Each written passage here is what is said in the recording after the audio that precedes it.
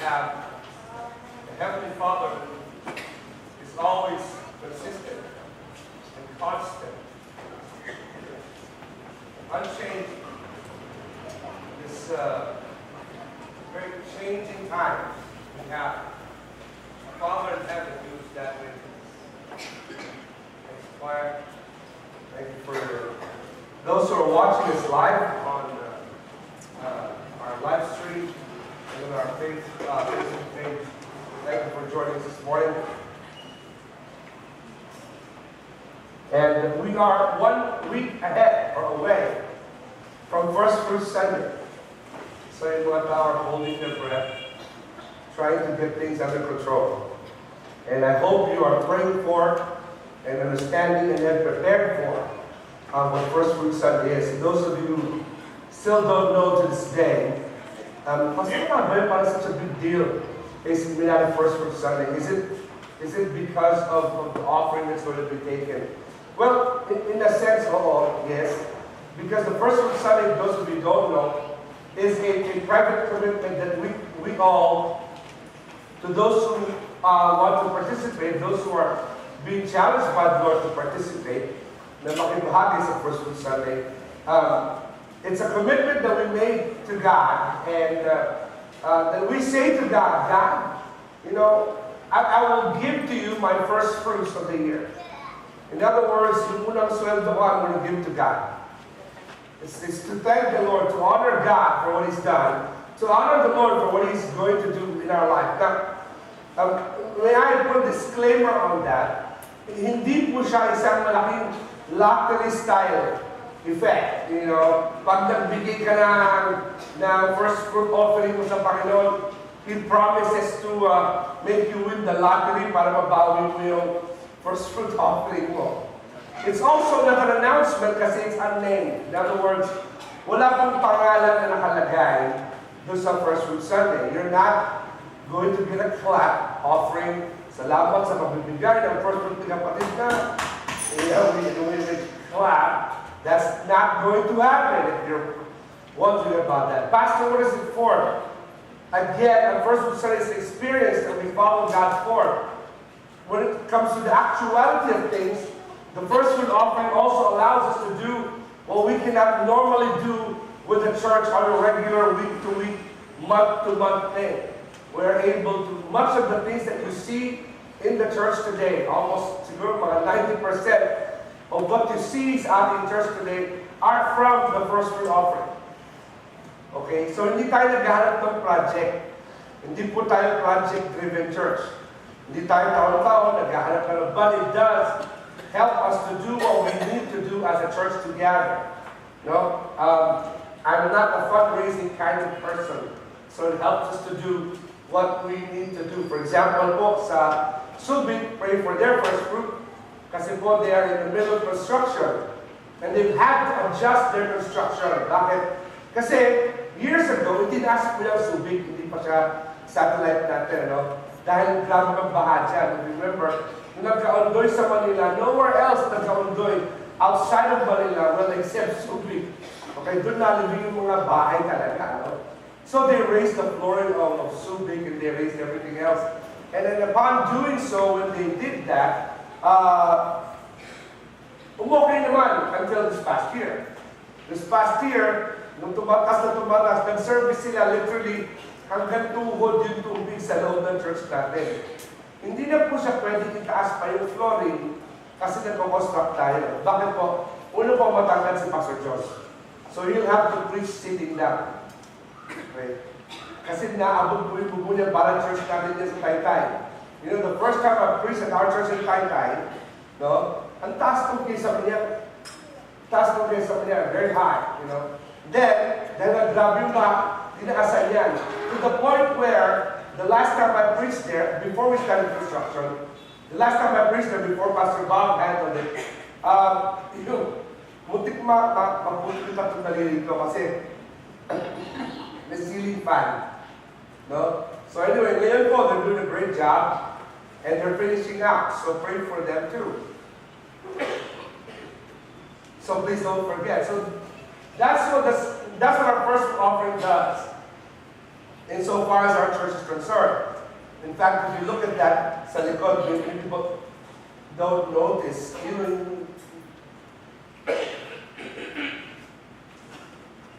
Yung pader na yun, that's called the Legacy Project. That's one of the kick-offs of our first fruit offerings that helped us rebuild this 40-year-old church and revise it in the second floor and on the third floor. And our first fruit this year will need to fix now the kids' church sa taas nun and the whole roofing kasi po we've never touched the roofing dun sa side na yun.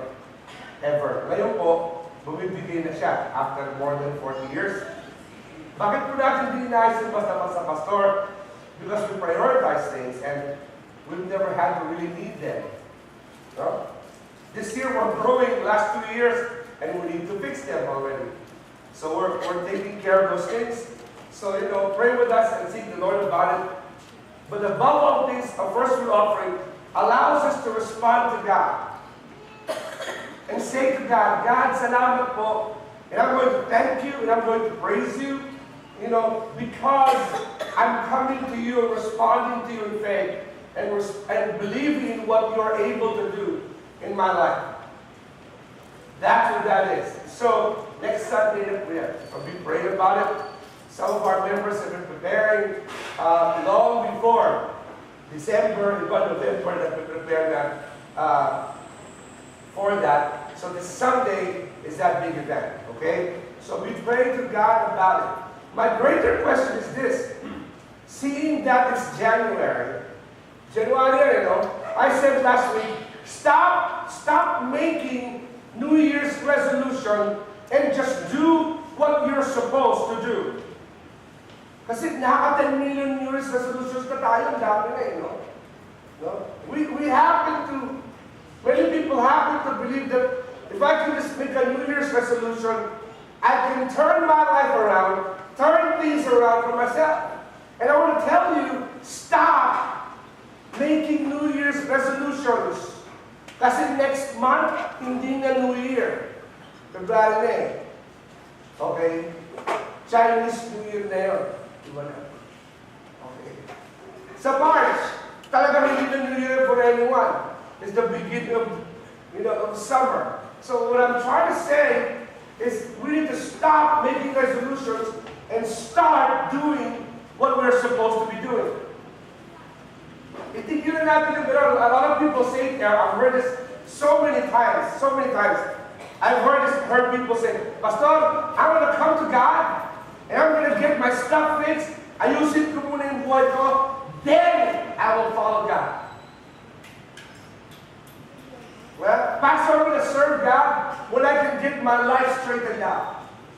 When I get my relationship straightened out. When I get my finances straightened out. When I get my talents and schedules and everything.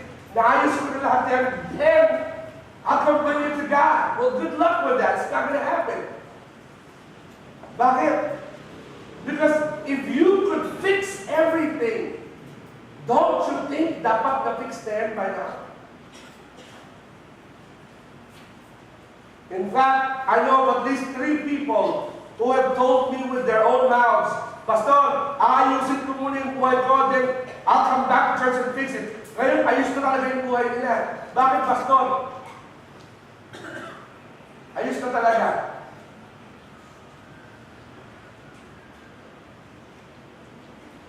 Ito na sila. Inayos na sila ni Lord forever. Naka-Jesus na sila.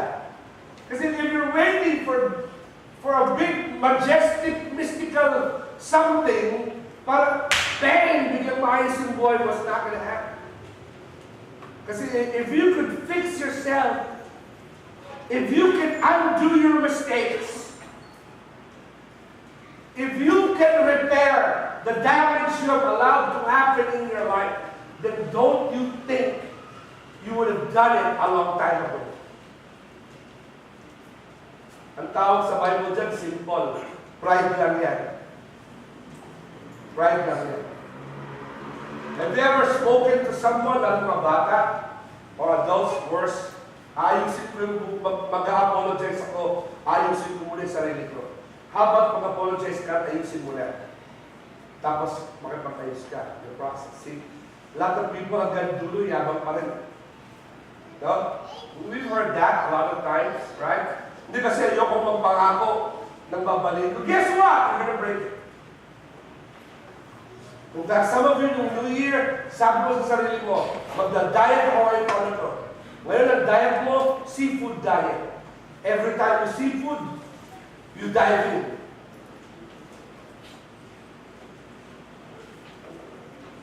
But let's forget it. Okay? Rather, let us ask ourselves, how do I really respond in faith? People say that all the time. By faith, Pastor, I speak to Bible school students. Sometimes they come to me and they say to me, and I say to them, hey, you know, sabi mo, God has a call in your life to serve Him. How do you plan to pay for the school bills? Sino man po provide sa'yo? Sagot sa akin, by faith, Pastor. I used to, a long time ago, I don't now, sinilis na ako eh. May mga tao na malapit yung may sign dati, ha? Magtatrabaho ko para sa pagkain lang. Will work for food. I can't tell you how many people have offered work and they never came. Ay, wala. Gusto ko namang trabaho para kumain. Okay, sige, pagtrabahoin kita. Doon sa farm, sa Antipono. Naku, wala. Walang kumagat isa. I've been saying that since the 80s. You know, the truth of the matter is, when we say, oh, by faith, what does that mean? Pag sinabi natin, I'm living by faith, I'm obeying God by faith, I'm following by faith, what does that mean? Ano yung sabihin? Ibig sabihin, takpang may matapag sunod ng gabi. Tama? Is that what that means? Is it getting inspired? Dati may lumapit sabi sa akin, Pastor, susunod ako sa Panginoon pag naiyak na ako ulit. Kasi nagkasakit siya eh. Tapos tagal na wala sa church. Dinalaw namin. You know? Estudyante pa sila, Pastor Igor, dinalaw namin. Sabi sa akin ng bata eh. Sir, by that time, may asawa na ko siya. Lalapit ako kayo. Pag naiyak na ako ulit. Napaisip ako eh. Ano ibig sabihin na iyak? Sabi ko, ano yung sabi na iyak? Pastor, naalala ko nung teenager ako. Tanda na ito ha. Tanda na. Nung teenager ako, nasa camp ako natin. Tapos naiyak ako. Pag naiyak ako, babalik na ako kay Lord. Isip ko, gulpin ko kaya ito habang nakahiga sa camp. Pag umiyak ko, nung kunyari, yung na-opera, subutin ko na ng kutsara. Pag umiyak ito, siguro mabalik na kay Lord ito. Iyak lang pala, gusto na ito eh. Diba? Bigyan ko mag-asawa sa pag di umiyak ko habang nakahiga. Nung umilahin ng dextrose, pag tumatakalak yung tubo na ganyan, iyak ka na. Hindi pa, ako sugatan mo ulit. Hindi na, gusto lang pala umiyak. Iyak lang pala gusto. Paiyak ko natin. Right? Truth of the matter is, we can say all we want to say, from the end of the day, until we respond to God, nothing will happen. Until we learn to truly and really respond to God, nothing will happen. As in, nothing at all. Let's look at the widow's mite. Bakit, Pastor? Kasi, ang sabi ng widow's mite. Wait lang, yes. Sabi ng widow's mite, sa Hebrews chapter 11 po tayo. Verse 11, verse 6. You always hear me talk about this verse. I love this verse. And it is impossible to please God without faith. Anyone who wants to come to Him must believe that must believe that God exists and that He rewards those who sincerely seek Him. So when we talk about faith, okay, when we talk about faith, we must understand that faith is always tested against not what is disposable to us. Pag sinusubok yung faith, if God will ask you to respond in faith, some of you are very struggles next week, maka-absent ka halim ko ng ibang church sa First Fruit Sunday. Hello, kung gusto mo po at hindi mo ma-experience sa First Fruit Sunday, problema mo yun. Kaya nila nag-uusap, labas kami doon. Okay? But I can tell you, those who have been responding to First Fruit Sunday in the right way for many years, they can't explain to you anyway. But they understand. And they see how God moves every single time. Many times not in the way they like, but in the end they understand. It's in the way that's good for them. You see, pag pinag-usapan natin itong verse na ito, hindi ibig sabihin ng faith is that God will ask you to respond and give up things and obey Him in areas that are disposable to you. Okay? Gusto ko mag-serve ka sa akin pag may extra time ka. It's not it.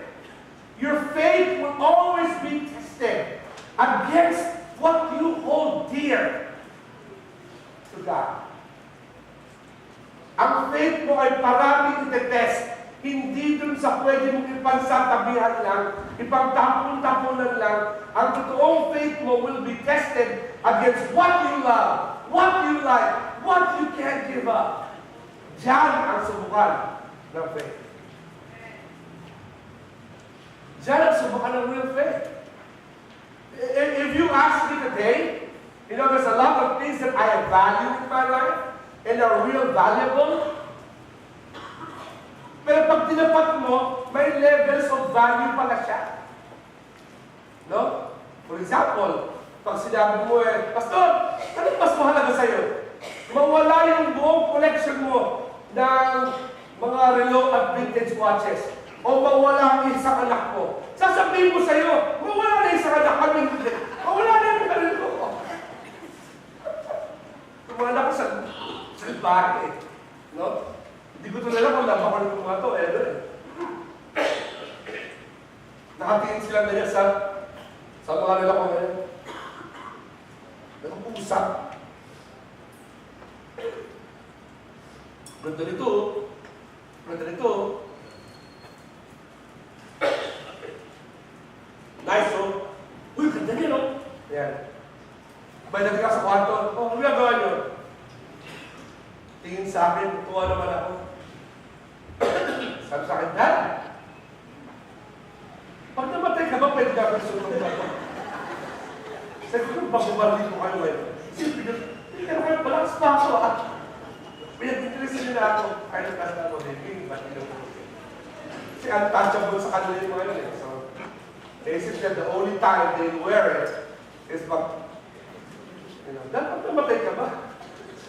Pag bumatok ako itong mga ito, bakit hindi pinahan? What you hold dear, that's how your faith is tested. When God speaks to you, when you seek the Lord, when He's talking to you, your faith will be tested against what you hold dear to you. Look at what we find with the widow's mite. Jesus yan, and He sat down opposite the treasure and watched the people putting money in the offering box. Jesus Christ. Nagtago siya sa isang corner of the temple, and they have a direct They have a direct purview of what's going on.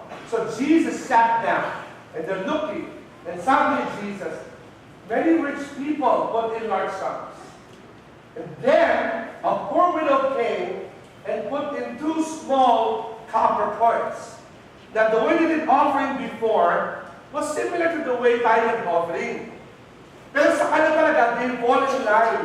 That's the first thing they do when they come to church.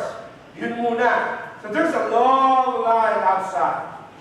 And you can see people, nakasupot yan, tas kinikling-kling na nila mga offerings nila. Parang caroling. Yung iba, when they open the treasury, they will open it and they will make it like a loud clanging thing. Saying to God, God, salamat sa itong malaking offering na ito. They will clang it like that. That's how they used to do it. And then a widow, nakasabay nila. Let me give you a background on the culture then. In the old days, pagka ikaw ay naging widow, babae, it means that God has cursed you. Kasi, inalasan ka ng asawa. And the only thing left for you to do is dalawa. You can be a prostitute. Kasi no one will accept you dahil may sumpakay. Yun ang paniwala nila nun.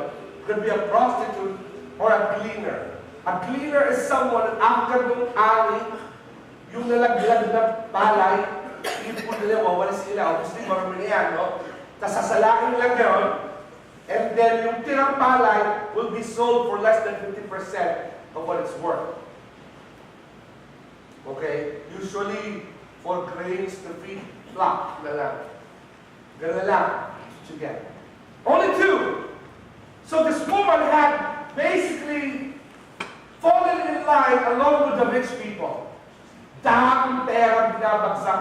Gold coins, silver coins. Now to give you another understanding, Jesus was sold for 30 pieces of silver. But yet, hindi po mura yun. Because 30 pieces of silver is the price of a lifelong slave. Hindi po murang bumili ng alipin noong unang panahon. They will be a bond servant for life.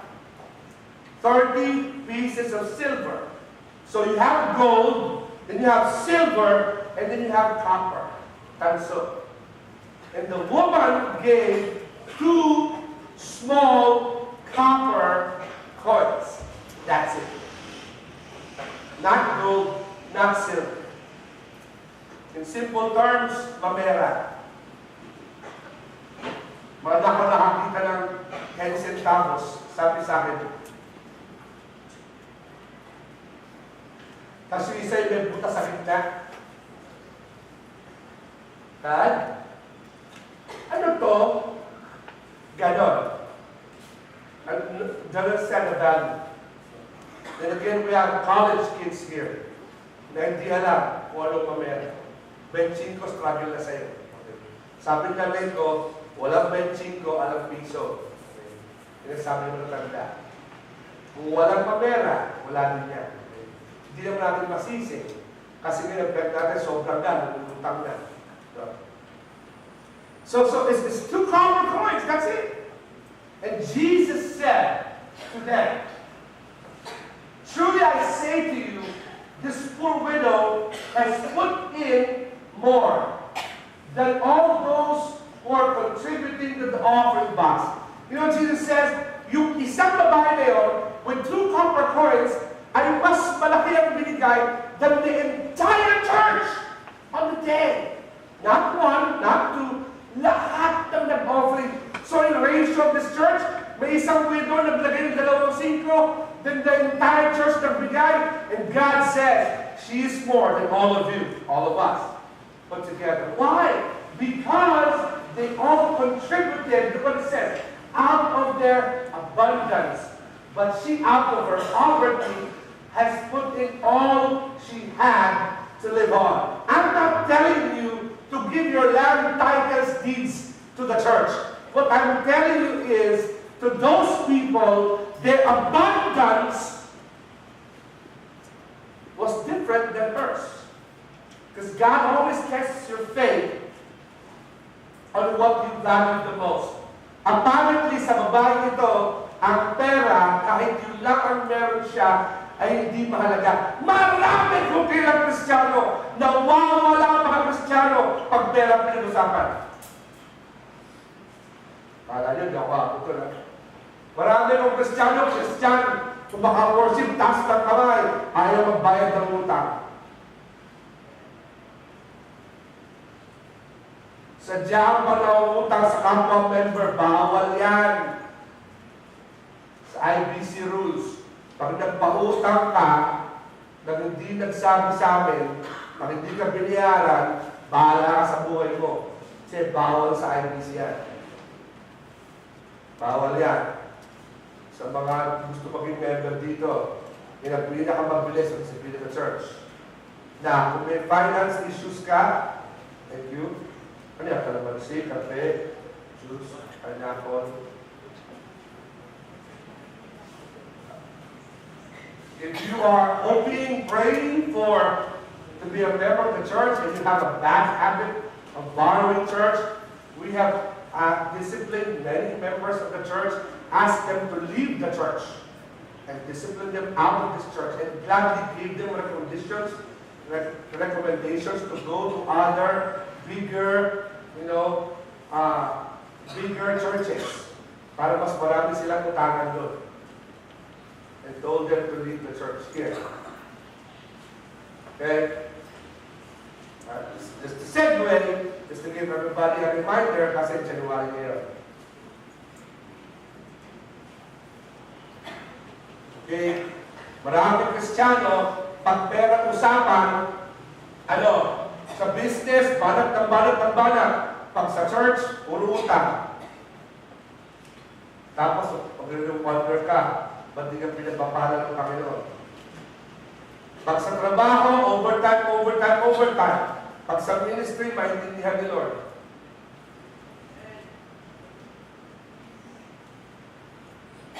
Just let that sink in for like 3 seconds. I like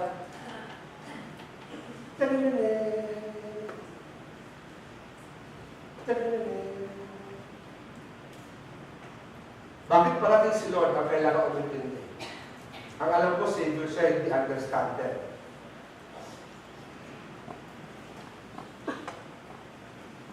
Tama?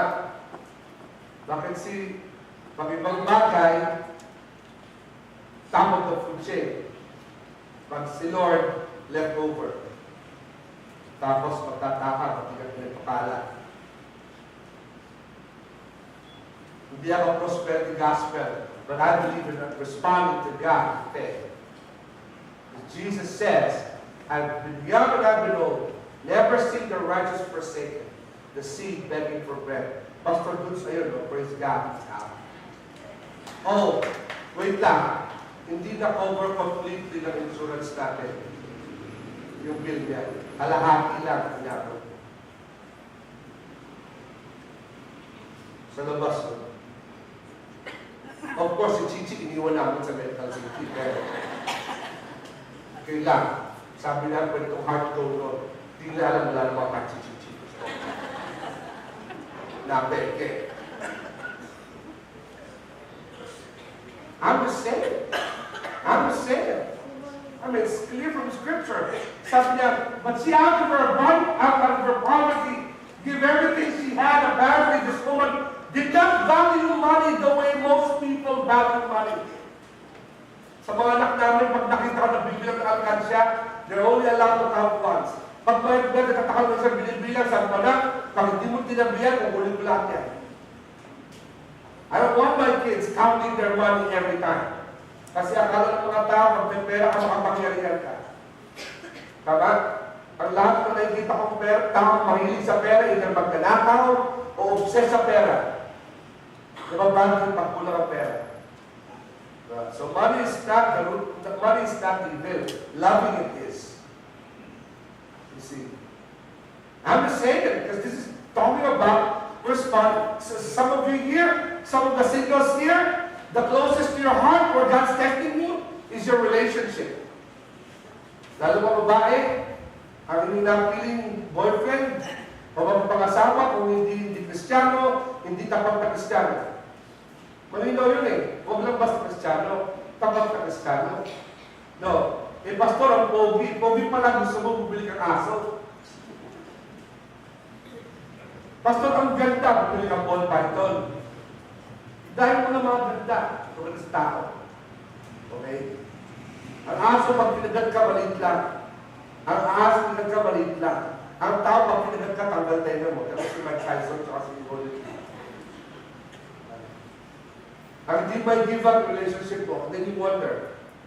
Iba, adik sa trabaho, adik sa promotion, adik sa business, lahat, trabaho, business, doon ka, no?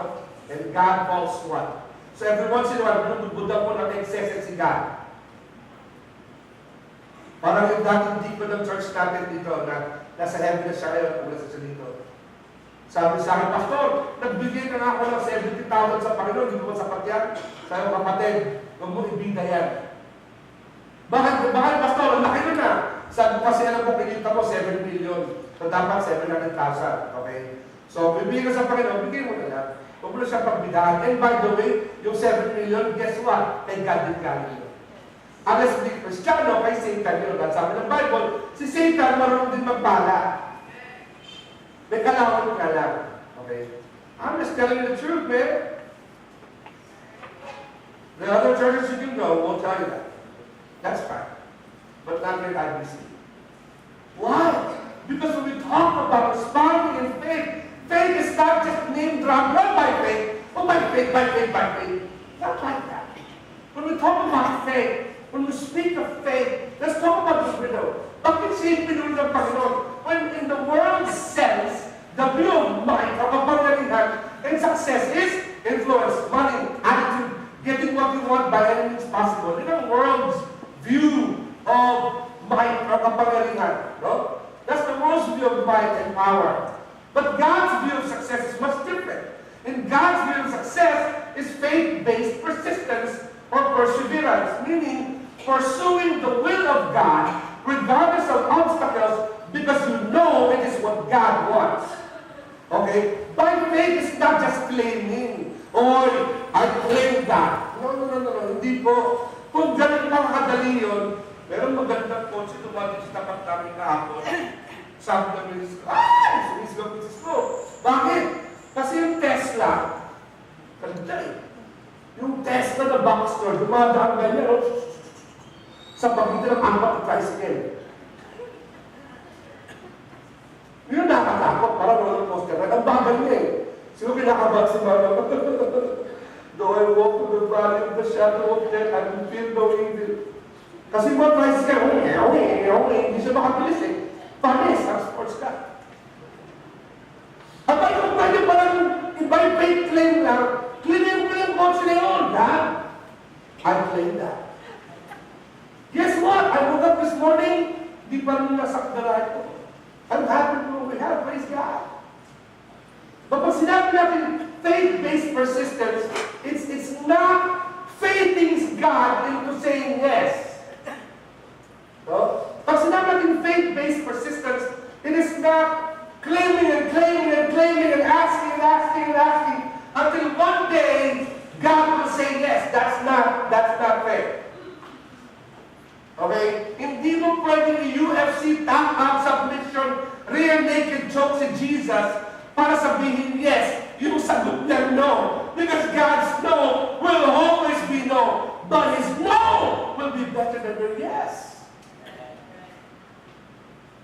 Huh? When we talk about faith, it comes from direct made of mind to please God no matter what happens. Giving from the heart is never passive. Obeying in faith, hindi yan passive. It's just responding to God. Any approach to God begins with giving all faith to God.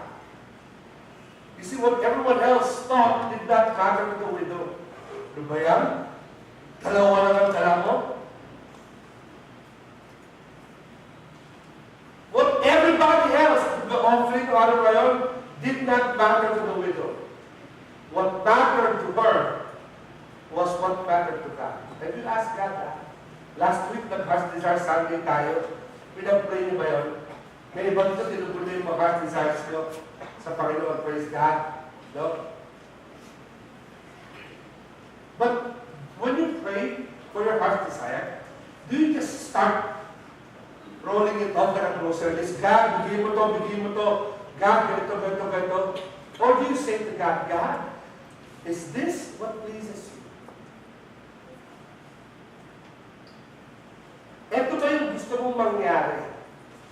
Ito ba yung gusto mong sagot ko para sa akin? Is this what makes you happy, God? Yan po ang faith-based perseverance and persistence. Now, let's look further. And I think I'll be able to get to the end of just this, and then we're done. When we talk about faith, notice what God says. For she, out of her poverty, had put in all. You see, her expression of faith was not based on the size of her because the proportion it had to his life. Yung kanyang response to God ay walang kinalaman sa laki ng bigay niya. Ito'y may kinalaman sa laki ng Diyos sa buhay niya. Nakikita niyo pagkakaiba?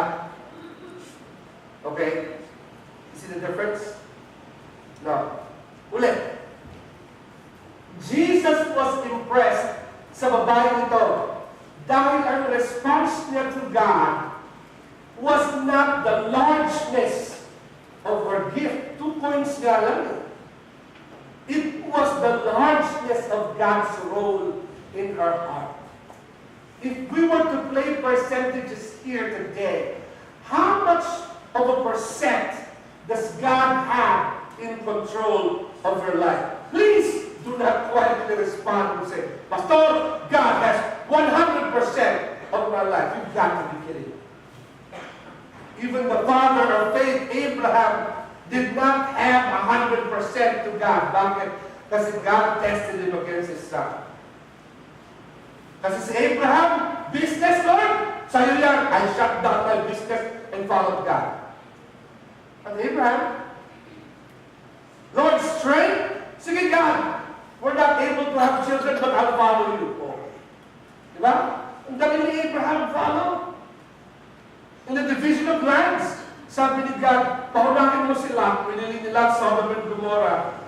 Pero mas mayaman yun. Ang naiwan kay Abraham, yung bulok-bulukan na lupa, desert. And what did Abraham say? I'll choose desert. Easy. Hard choice, but easy enough for Abraham until Isaac was born. Nung anak niya si Ishmael, God says, Abraham, hindi yan. And Abraham says, okay, God, I'm sorry. Give up Ishmael. And then came Isaac. That was the test of faith. Pastor, is everybody here going to be tested on your children? I don't know. Maybe not. But you see, Jesus was impressed sa babae nito because she came to God with her life. And she entrusted God. God, all my portions, hati-hati. That's why Jesus loved David.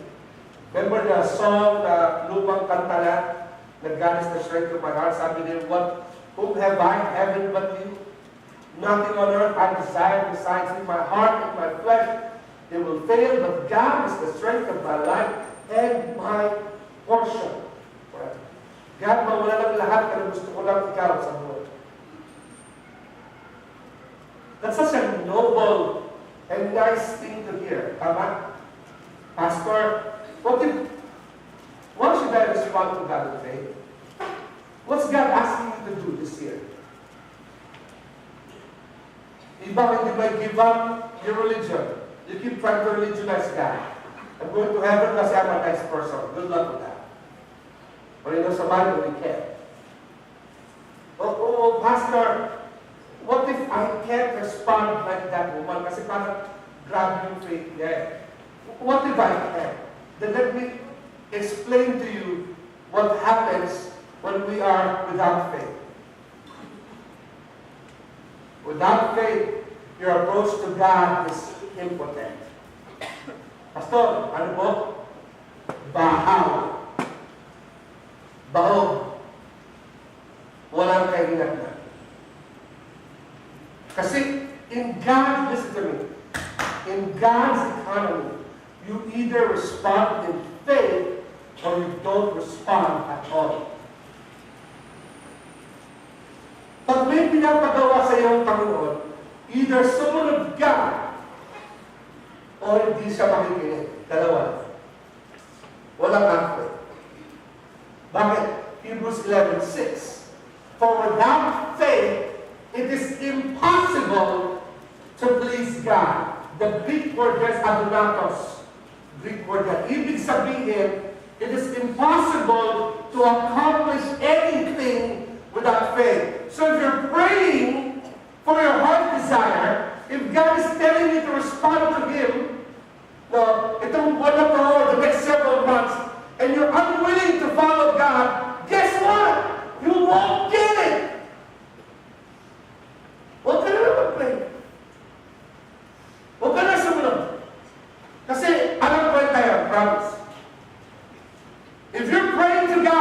that God gives you a life partner and you're not willing to follow God, huwag ka na mag-pray. Bahala ka sa buhay. Kasi you're better off being put it. Agulatos. If you're praying for direction for your life, if you're praying that God will guide you in your directions in life, but you're not willing to follow in faith, huwag ka na mag-pray. Okay? Huwag ka na mag-pray. Bakit? Because the Bible says, the prayer of a righteous man is effective. Righteous man, perfect. Huwag ka na mag-pray. Sayang ang oras mo. Mag-mega mo ka lang. Sabi ng anak ko interested the other day. Sabi niya, Dad, nag-usap siya ng mami niya, that's high budget.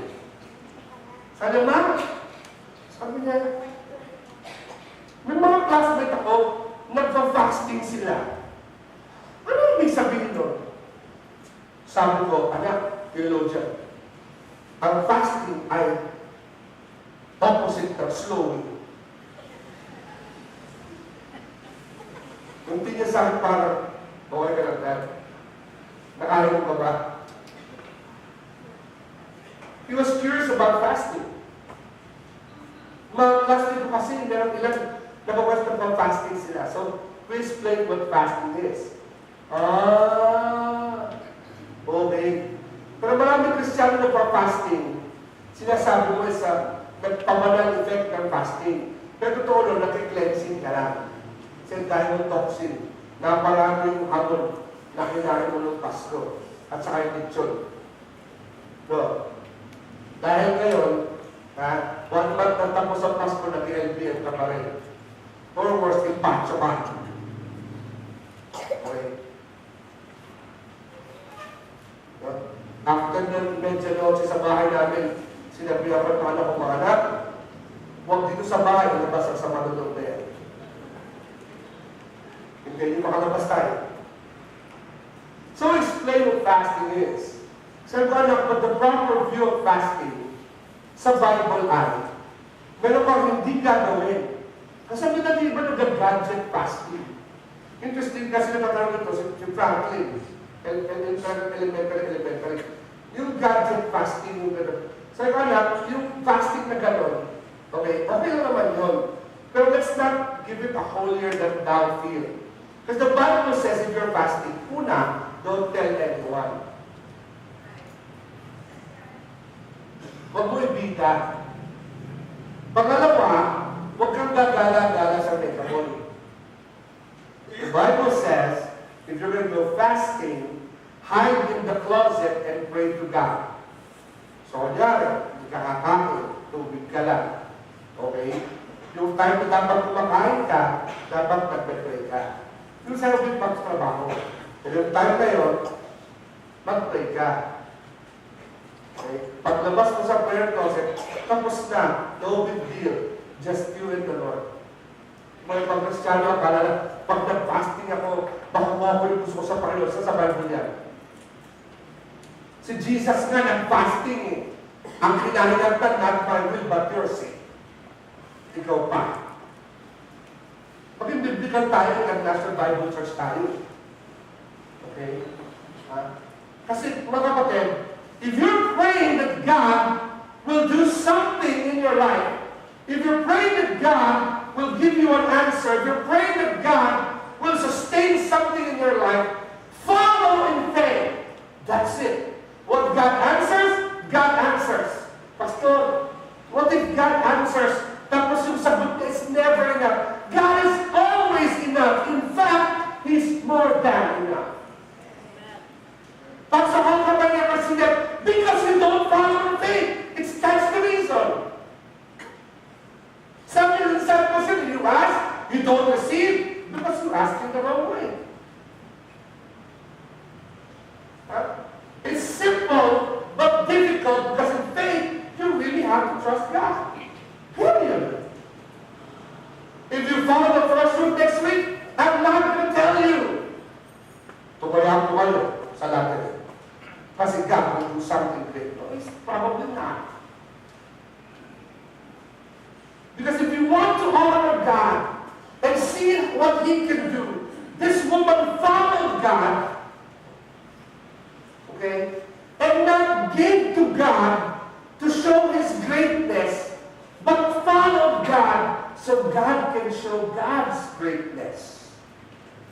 Sumunod siya sa Panginoon. Hindi para magpakita ng matindi para sa Panginoon, pero para mapakita niya ang katindihan ng Panginoon sa buhay niya. To show and understand how God's greatness can work in your life. To show and understand how God's greatness can work in your life. Pastor,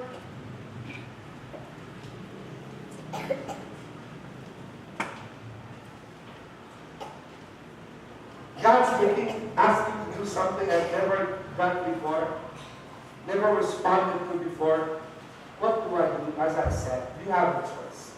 Either you respond to God in faith or you don't respond. But if you don't respond, then it will just be impotent. Never pray. Never pray. Because the only way to respond to God is in faith. Parang salvation din yan. When you accepted Jesus as your Savior, what did you say to God? Did you say, God, I will accept you as my Savior? Basta nagkasunduan tayo at saka you come without conditions. You just follow God. Pastor, what if God?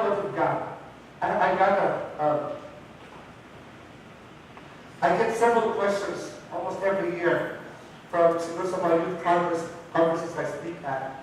One of the craziest questions I've been coming into is this. And I get from a lot of young people, and I get this question sometimes on Facebook kasi pwede sila magtakot behind the computer or the cell phone and be that right. And that's fine with me. I get asked on a weekly basis, yung mga kabataan, people I speak to, college kids who struggle with life. Almost the number one question that I get is this. Pastor, have you ever questioned as to whether God really exists? Talaga ba may God? Tapos, can He really answer prayers? Does God really listen to me? Of course, the generic answer would be, well, yes, of course. Kaso we have the next proof. May follow-up question kasi palagi. The follow-up question is always this. Pastor, in your personal experience, is it okay to doubt God? And anong personal proof na doubt ka? That talagang si God really cares about you. And meron talaga ito. So, two things. One, it's okay to doubt God. Talaga, Pastor? I said, it's okay to doubt the plans of God. It's not okay to question God. It's okay to doubt. It's okay to be afraid. It's okay to say, God, are you sure? Talaga po, Lord. Like, pag ginawa ko yan, sumunod ako sa'yo, dapat sumunod talaga ako sa'yo. Is that okay? You know, the disciples questioned Jesus. Nasa ascension na sa bukod-akse. Si Tomas nga doubted God after Jesus came through the wall. Hello? Si Jesus tumagos sa wall. And Thomas says, Lord, ikaw ba yan? It's okay to have questions in your mind about God. God understands your questions. A lot of people come to God and they think they have to come to God with this huge faith. God, ganito kalaking faith ko. I'm going to give it to you. No. God says, your faith was parang mustard seed lang. Whatever you can muster to believe in me, I'll take it. You can't impress God by the largeness of your faith, but you impress God with the obedience of your heart. Second question then. Sabi niya, Pastor, how can you tell? Anong proof nakita mo that God exists? Sabi ko, if you're talking about miracles at ano, scientific stuff, we can do that all day long. But you know, the real proof I have that God can do great things that God can take something simple and use it, I see it every day. Sabi niya, saan, Pastor? When I wake up in the morning, and I wash my face, and I look in the mirror, and I see a picture of me in the mirror, and I'm reminded of how terrible a person I am, how unacceptable I am to God, how incredibly dangerous I am to society that I know myself to be. And God says, I will change that man. See mga kapatid, I can talk to you about the widow, and ganito. But the real proof of what God can do is life change. I know who I am, and I know my capabilities, and I know how terrible a person I am. And because of trusting God, I know the incredible love of God can change a life. And if God can change me, and some of my friends na tumayo na sa pulpit na to, God can change them. Yung mga nakikita tumatay sa harapan, mga binago din ng Panginoon yun. Kung nakita niyo po sila, yung mga panahon na nakita ko sila, at nakilala ko sila, doon mo maintindihan, meron Diyos para talaga. Meron Diyos para talaga. But you have to come as you are. God loves dirty things. He loves crazy, dirty things. He loves simple things. He loves things, people who are messed up. He loves people who are prideful. Loves people who are hurtful. Loves people who are proud. Loves people who are selfish and greedy. And when they can come to God with konting faith lang, say, God, if you can change me, my attitude, myself, my plans, my talents, my abilities, my resources, then God, you can change it. And because of that, God, I trust you. It wasn't the portion. It was the proportion of our response to God.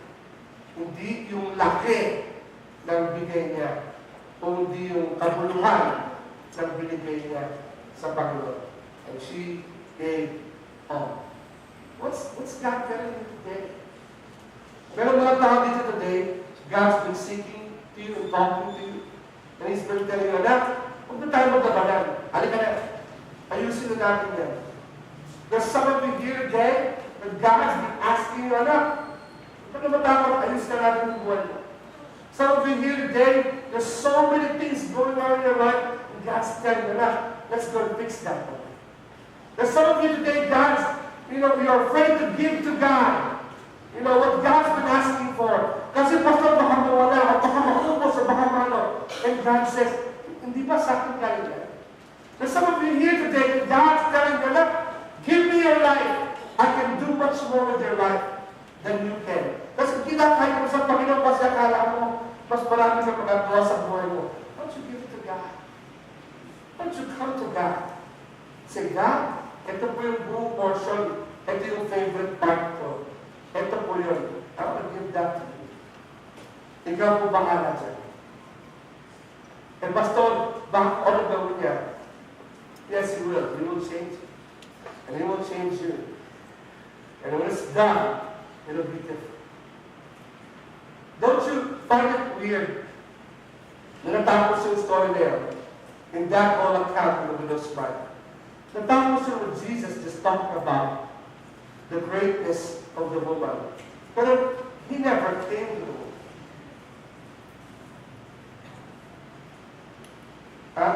Never went to her and said, alam mo, ma'am, bait mo, napakatapat mo kay Lord. Dahil dyan, mapapalahin kita. We don't have that. Usually, pag sa sili ng mga ganun, di ba? Yung bida parang nasa dulo. I have reason to believe that woman gave all she had, and she was poor, and when she left the church, she was still poor. Did God bless her? I'm sure He did. But He didn't tell us how He did. Alam niyo bakit? Kasi pag kinuwento doon sa Bible, how God blessed her pabalik, every one of us will be doing it. Iyan, ganyan. Gawin niya ang pinagpapalay ka rin Lord. I remember when my sons, Andrew, nung pinanganak siya, 25 weeks old, kasi maliit pa siya sa bote ng 1.5. Parang siyang 1 liter na ko. Ngayon, mababahin siya kulang sa 1 litro. Ganyan lang kalaki.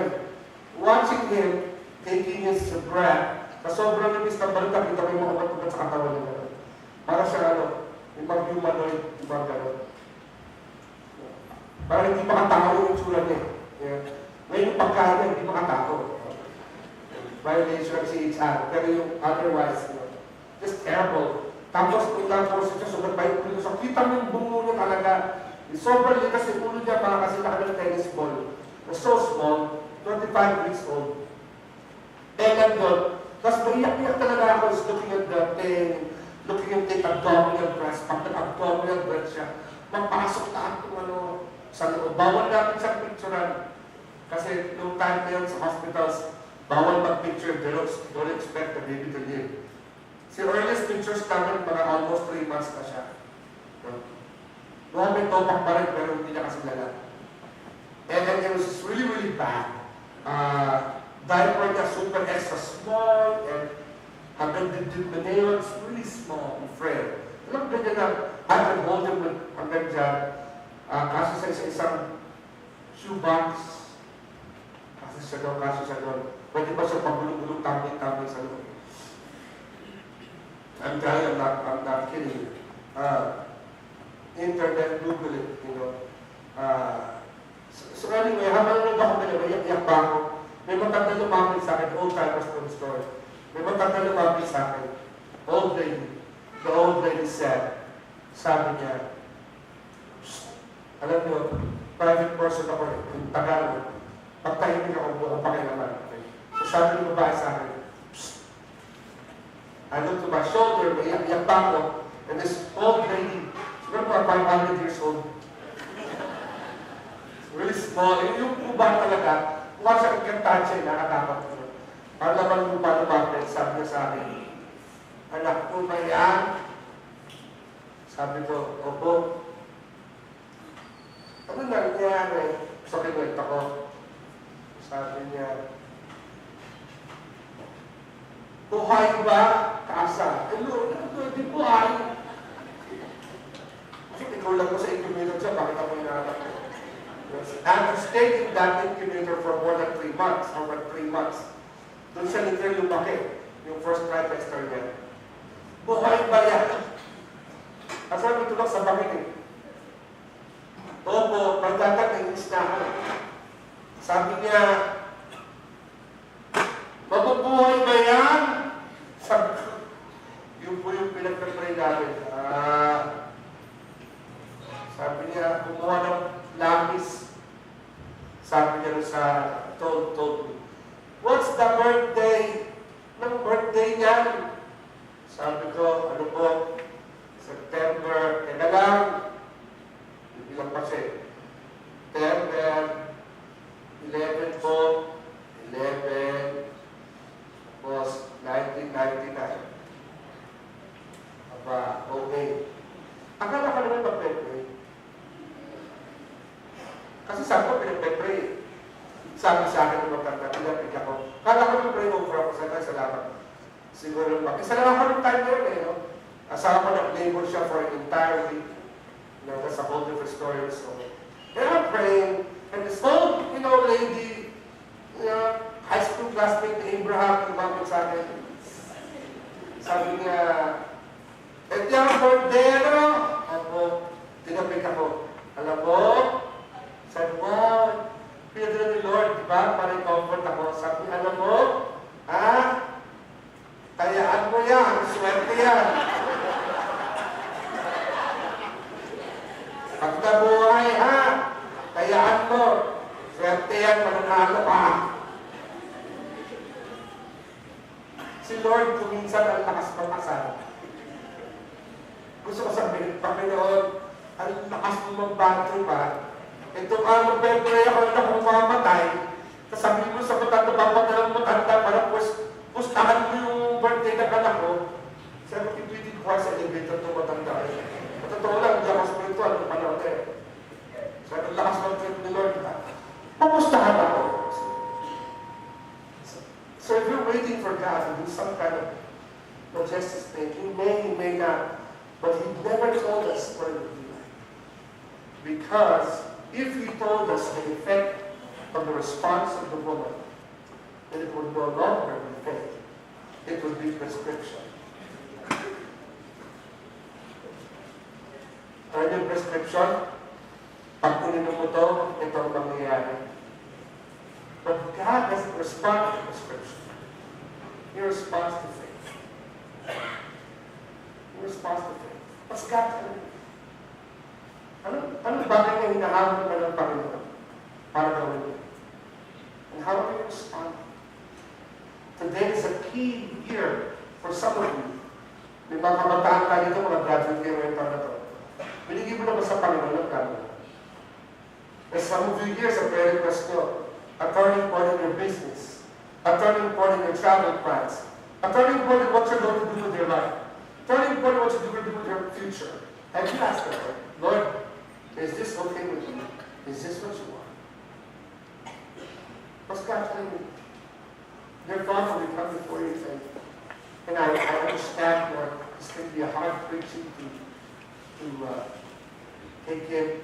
Kasi po, Panginoon, we just like everybody else and just say, oh, just claim it and I'll give it to you. But Lord, that's not what you say in your word. You are a God of faith, not of prescription. Wala kang secret code. You don't have a secret code, you don't have a secret thing. But you put us in certain situations in life so that we can respond to you with faith. You put us in certain situations na Panginoon, mahahamon what we hold dear. You will challenge what we hold dear to ourselves so that we can respond to you in faith. And so, Father, today, would you allow us, Lord, sa mga tao na dito, to say to you finally, God, if that's what you want, that's what will happen. Because to you, Lord, it's all or none at all. It's potent or impotent. Makabuluhan, Panginoon, o walang kabuluhan. There's only two. And when we come to you, you remunerate, you bless, you multiply. You are a multiplier. As you said in Hebrews, you said, for he who comes to you must come in faith, believing that you are, that you exist, and you are a God who rewards those who seek him. Alam niyo yung reward? Hindi yung basta bigyan. The Greek word for reward is to remunerate. If you respond in simple faith, God multiplies His response. He never just allows you to makabawi. He's a remunerator. To those who follow God with their life, you know what I mean. To those who follow God with finances, you know what I mean. To those who follow God with what God is telling them to do, you know what I mean. That God knows how to remunerate, to multiply in His responses. We'll just stand with this. And may I ask you, what's God telling you today?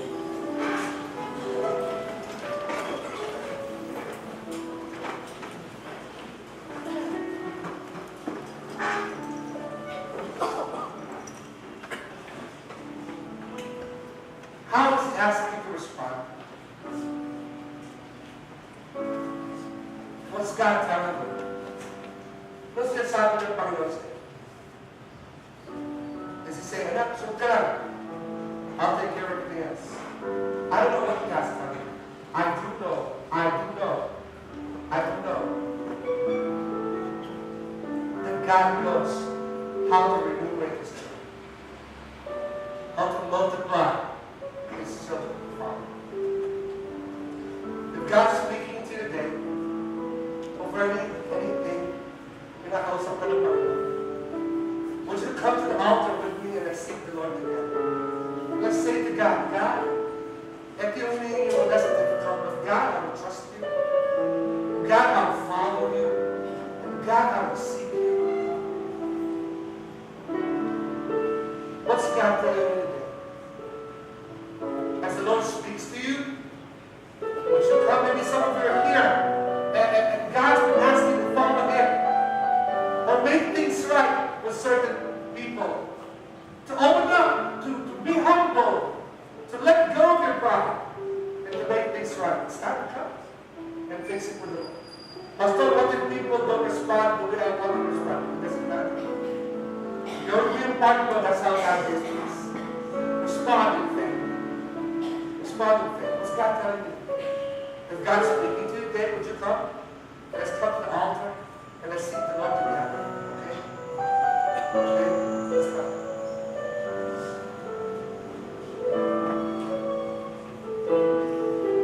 As people are coming to the altar, maybe you're here today, you're saying, Pastor, I don't know Jesus as my Savior. Wala po akong time na naaalala sa akin puso at isipan na sinabi ko kay Lord, baguhin mo po yung buhay ko.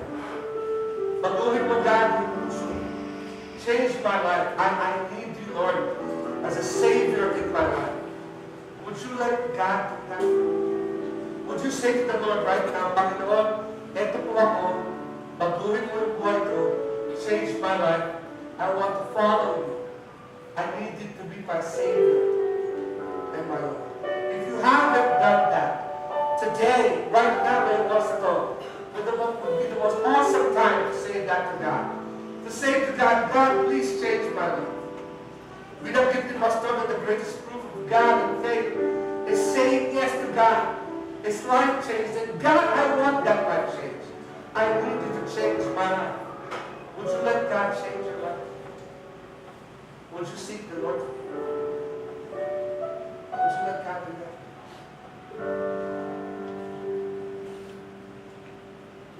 Lord, we come to you today. There's a lot of people here coming up. They're at the altar, and they're just following you, Lord. They're just seeking you, Lord. Some have fear in their hearts, I can see, I can tell. That with fear, that with takot, many things are unsure. But God, one thing is for sure, is that we want more of you. More than what we have, than what we are able to right now. We need you more than what we have. There are people here, Lord, as I'm speaking in the front, with relationships that are broken. God, bring a spirit of humility in the relationships. Bring peace in the relationship. Bring wholeness in the relationship. And make people comfortable. God, there's people you're asking here in the front. And they're here and you're asking, you're challenging them to respond. God, I pray that you would let them see, Panginoon, what you're able to do, the small things, and make it great and big things, Lord, for you, for our good and your glory. Father, I pray today that you let the people here know that when they come to you, hindi nila kailangan ikaw impress, Lord, but they just come as they are. What little faith they have, what little belief they have, they trust in you and follow you. Speak to them, Lord. Speak to them, Lord.